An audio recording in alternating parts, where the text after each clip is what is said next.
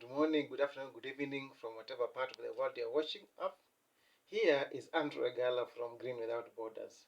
At Green Without Borders, we process gluten-free, organic, nutritious products which are sugar-free, no additives, no preservatives, but good for health.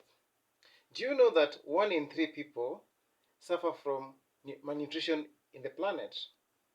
159 children under 5 are stunted, that is chronic malnutrition. 51 children, acute malnutrition. 2 billion people deficiency in key minerals and vitamins. 500 million affected by obesity, that is 13% of the adult population. 42 million children under 5 are obese or overweight. Reducing malnutrition is one of the major challenges of the 21st century. So let's do it together. In Africa alone, the economic cost of malnutrition at staggering 11% of the GDP of Africa. Almost half of the children under 5 in Africa suffer from vitamin A deficiency, 60% iron deficiency, causing anemia, affecting learning and mental development. 40% of the women of reproductive age face anemia in Africa.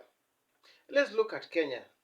Kenya faces a triple burden of malnutrition, that is micronutrient deficiency and overweight.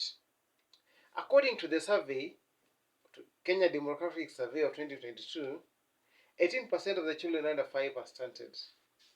That's quite a big number. 27.9% of the adult populations are obese or overweight. 38.5% women affected by anemia. According to the zinc deficiency statistics that we have from the Kenya Demographic Health Survey 2022, 83.9% of the children, school-going children, are deficient in zinc. 80.2% pregnant women suffer from zinc deficiency.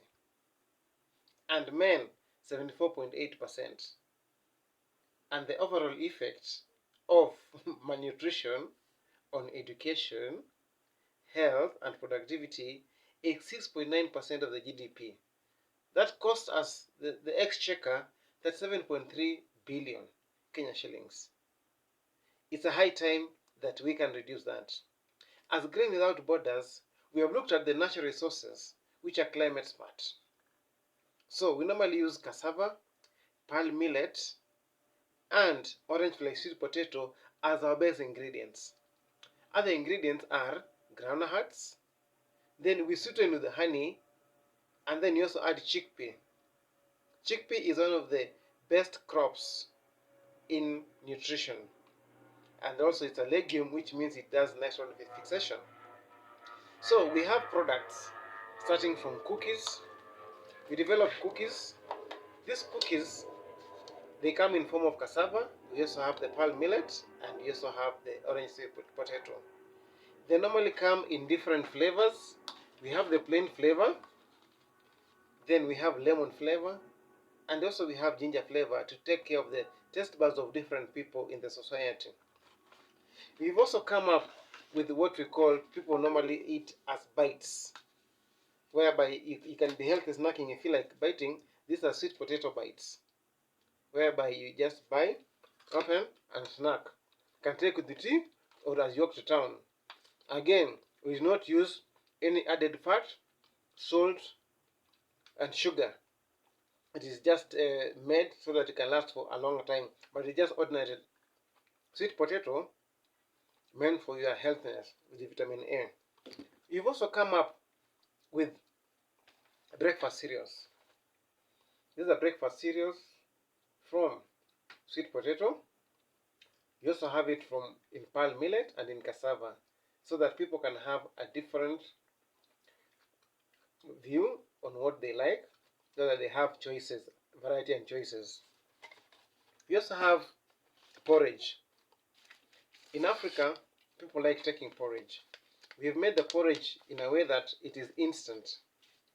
Just boil hot water and put the porridge inside and stir and take. We are saying it ready on the go. We have the small packaging catering for the bottom of the pyramid, which goes for 100. We also have a small packet for 50 grams, that is for children, for the required dietary allowance for the day.